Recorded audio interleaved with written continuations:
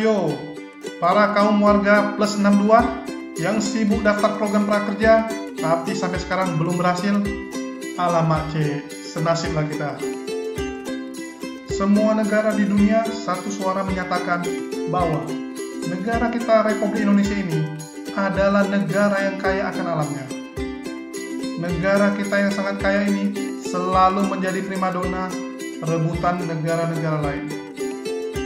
Bahkan saat Perang Dunia Kedua, pasukan Jepang harus mati-matian untuk merebut Indonesia dari tangan Belanda. Alasannya, Angkatan Bersenjata Jepang, Dai Nippon, sangat membutuhkan minyak bumi dan bahan mentah lainnya dalam rangka memenuhi kebutuhan perangnya. Karena tidak mungkin bagi pasukan Jepang untuk pergi menyerang Timur Tengah yang sangat jauh dari jangkauan mereka. Jadi, Indonesia terpaksa menjadi korban dari kebejatan Dai Nippon. Bahkan, saking kayanya negara kita, ada pepatah zaman dulu mengatakan, kail dan jala cukup untuk menghidupimu. Bukan lautan, hanya kolam susu. Kail dan jala cukup menghidupimu. Tiada badai, tiada topan kau temui. Ikan dan udang menghampiri dirimu. Tapi, nampaknya itu hanya kata kos-kos. Kenyataannya, sekarang banyak sekali rakyat Indonesia yang harus hidup susah. Presiden Jokowi yang saat periode pertama menyatakan dengan bersemangat bahwa Indonesia akan menjadi poros maritim dunia, sekarang tidak terdengar lagi kabarnya. Atau semangatnya Pak Jokowi ini sedang terkena COVID-19.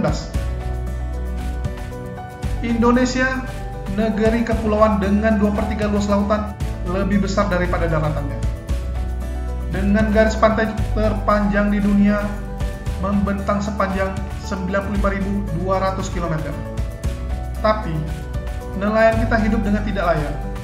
Bahkan untuk sektor pembuatan galangan kapal saja, kita ini tidak ada apa-apanya dibandingkan Jepang dengan Korea.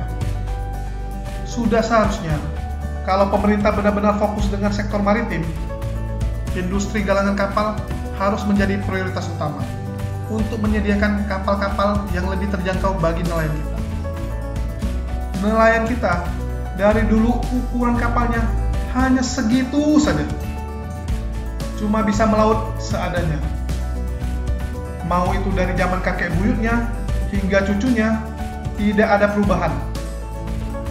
Dengan pemanasan global dan iklim dunia sekarang, sering terjadi badai di mana-mana. Ini membuat nelayan kita lebih sering diam di rumah daripada pergi melaut.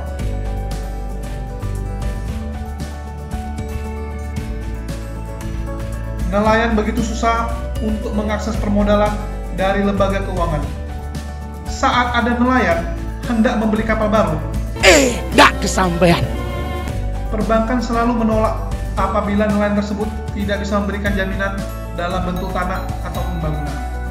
Susahnya akses permodalan untuk nelayan membuat mereka nekat untuk meminjam. Hanya saya nekat, saya pinjam Dari lintah darat atau tengkulak. Sedangkan untuk sektor konsumsi, seperti pembelian mobil yang berharga sampai miliaran pun, perbankan berlomba-lomba membiayainya. Padahal, negara Indonesia mempunyai 4 bank terbesar dengan puluhan bank daerah yang saling sikut dalam berbisnis. Tidak ada bank yang dikhususkan oleh pemerintah kita untuk fokus kepada sektor pertanian dan kelautan. Sedangkan kita ketahui bersama, nelayan dan petani adalah tulang punggung bagi negara Indonesia. Dengan jumlah penduduk Indonesia yang terus bertambah, mau dikasih makan apa anak cucu kita? Kalau sektor pangannya saja seperti sekarang. Untuk sektor pembibitan hasil laut, kita juga sangat ketinggalan. Bahkan dengan negara Vietnam, kita pun sudah jauh ketinggalan. Dari Indonesia, bibit lobster itu dijual ke Vietnam. Dan dari sana, dikembangbiakkan sebelum mereka jual kembali ke negara Cina dengan harga yang lebih tinggi. Yang dulunya mengekspor baby lobster itu ilegal, sekarang di zaman Pak Edi Prabowo, ini dilegalkan. Alasannya, ya untuk kesejahteraan nelayan. Itu katanya. Admin jadi teringat dulu saat admin main-main ke Danau Toba. di mana banyak warga menjual lobster yang ukurannya padahal masih kecil. Warga tersebut beralasan kalau dia tunggu sampai besar, nanti duluan diambil nelayan lain. Pola pikir masyarakat seperti inilah yang harus diubah, di mana kita lebih memilih mendapat keuntungan kecil sekarang daripada harus menunggu di kemudian hari yang takutnya kita sendiri tidak menikmatinya. Tapi anak cucu kita kan nikmati. Apakah kita tidak pernah berpikir untuk anak cucu kita? Apa kita mau kisah kekayaan Nusantara ini hanya menjadi cerita sejarah bagi generasi berikutnya, seperti kisah kejayaan maritimnya dulu Kerajaan Majapahit? Memang berat untuk mengejar ketinggalan dari negara lain, tetapi apabila kita tidak mulai melangkah dari sekarang, maka jarak itu akan semakin jauh. Sudah seharusnya pemerintah sekarang lebih fokus kepada sektor kelautan yang benar-benar menjadi urat nadi bagi bangsa Indonesia. Bayangkan betapa luar biasanya Indonesia apabila setiap daerah memiliki pembuatan galangan kapal, kapal-kapal nelayan itu terparkir dengan gagahnya di pelabuhan. Kota-kota pelabuhan seperti Liverpool, Busan, Shanghai, Yokohama adalah contoh bagaimana seharusnya kota pelabuhan itu. Sungguh sangat berbeda dengan kondisi kota-kota pelabuhan yang ada di Indonesia, yang malah dianggap sebagai daerah jorok dan kumuh. Untuk itu, admin sangat berharap kepada pemerintah untuk benar-benar membawa Indonesia menjadi negara maritim yang disegani dunia.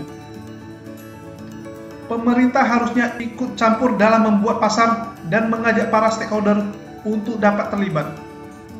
Berikan insentif khusus untuk sektor maritim dan edukasi masyarakatnya. Jangan biarkan pasar yang menentukan arah. Karena pasar itu hanya dibentuk oleh para oligarki. Rakyat itu dasarnya memang bodoh. Itulah fungsi pemerintah, hadir di situ untuk mengedukasi. Apalagi sekarang ini kita punya kementerian khusus yang mengurus kemaritiman, yaitu Kementerian Koordinator Bidang Kemaritiman. Tapi orangnya malah lebih suka ngurus investasi ini nampaknya.